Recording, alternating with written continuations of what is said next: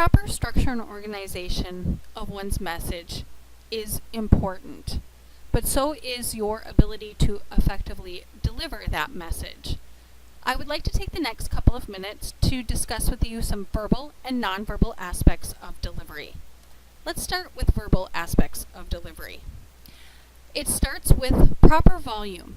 When you're delivering, whether it be in an online environment like this or face-to-face, you want to make sure that your audience can hear, every member of your audience can hear your message. You want to double check your recordings that you are going to be submitting to make sure that your volume is high enough for me to be able to hear your message. This aspect of delivery will be on, if you look at the rubric on the assignment guidelines, you'll see that you're going to be graded based upon volume. If I can't hear you, that's really going to affect your message. Next is the pitch, and pitch is the high or lowness of one's voice. You want to be able to know where your pitch is at and be able to adjust your pitch depending upon the audience that you're speaking to. Next is rate. Rate is the speed at which one speaks. If you're like me, whenever I get excited or nervous, I have a tendency to speak fast.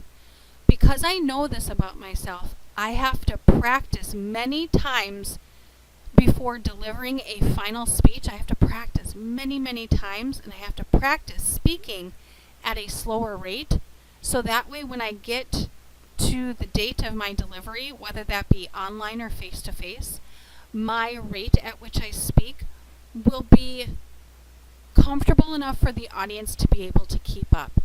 If we can't keep up with your message that you're sending, we're going to stop listening. So if you're a person that has a tendency to speak fast, I would encourage you to practice at a slower rate, presenting your speech multiple times before delivering the final product. Next are pauses.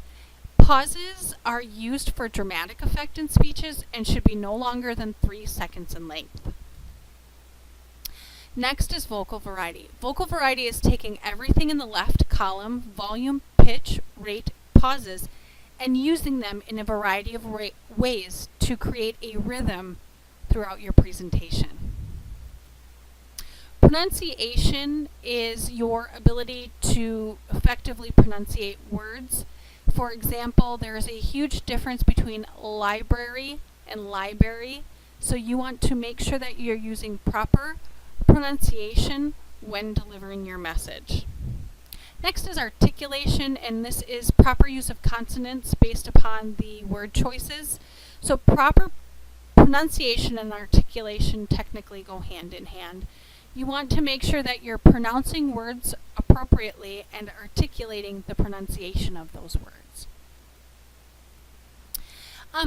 Another aspect, and one we often don't think too much about, is the dialect that we have for speaking. Here in the Midwest, our dialect, we elongate vowels in words, and once we do that, it kind of changes the pronunciation of a word for somebody who is from a different dialect. So you want to be mindful of that aspect of delivery as well. For your intercultural presentation and for training purposes, really focus on having effective volume, pitch, rate, pauses, pronunciation, and articulation. Moving forward, let's talk about nonverbal aspects of delivery. So we've covered your voice basically and your formulation of words. Now we're going to talk about how you want to move your body and present yourself in your presentation. So let's start with personal appearance. This is a professional assignment, and it is my expectation that everyone dress professionally. Now, I'm not saying you have to dress in a 3-piece suit. What I am asking is that you dress business casual for this presentation. You want to make sure that your shirts don't have any distracting phrases or designs on them. Keep it as simple as possible. We want to be able to be captivated by your message that you're sending and not be distracted by your clothing. So personal appearance is important. Bottom line, I expect everyone to dress business casual.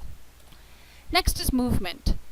In an online environment, you want to pretend like your presentation is being presented in a live environment. So that means I should be able to see you and hear you at least from the thighs up.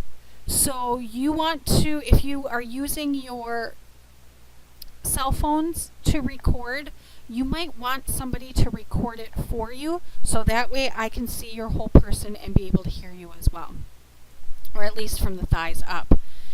When we talk about movement, because this is an online environment, we want to stay stationary. So plant your feet about shoulder width apart, have a slight bend in your knees, have your shoulders down and your head up facing the camera. And you just really, if you're going to move, you want to just move with your upper body, but keep your feet planted. Oftentimes we have students in the training environment who move without purpose, and it becomes as though they're pacing back and forth, which can be distracting. And we want to alleviate as many distractions as possible so we can really listen to the message that you're sending. So keep your feet planted and make sure that I'm able to see you at least from the thighs up and be able to hear you.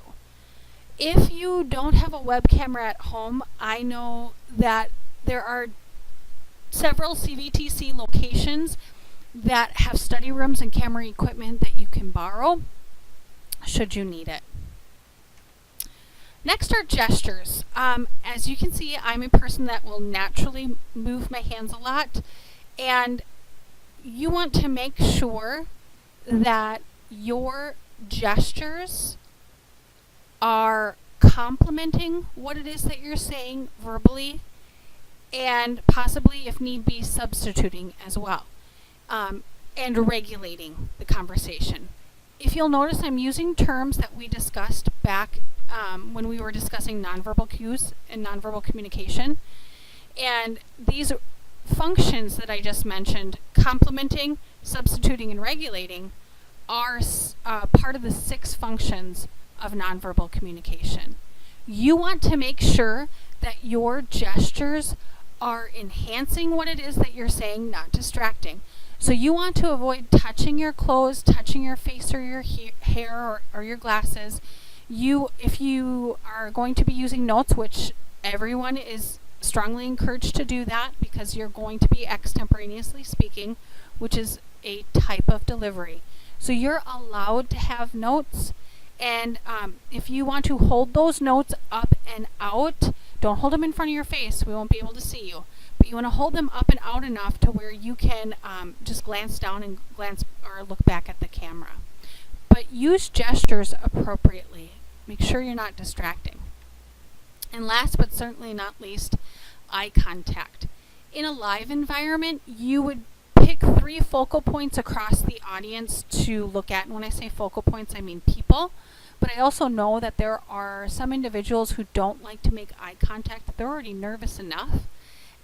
So they don't like to make eye contact with their audience. So I ask them to look at the tops of their heads, and it looks as if they're looking at the audience. For the online environment, for you, the camera lens is going to be acting as your eye contact. So when you're glancing down at your notes, you want to be looking right back at the camera. Don't be looking around the room. Don't be looking at the floor. Look at the camera, because this shows the audience that you're invested in them as much as they're investing in you. So that covers verbal and nonverbal aspects of delivery. These are some things I want you to think about when we start moving through the final stages of your presentation development. You want to couple verbal and nonverbal aspects with solid structure and organization.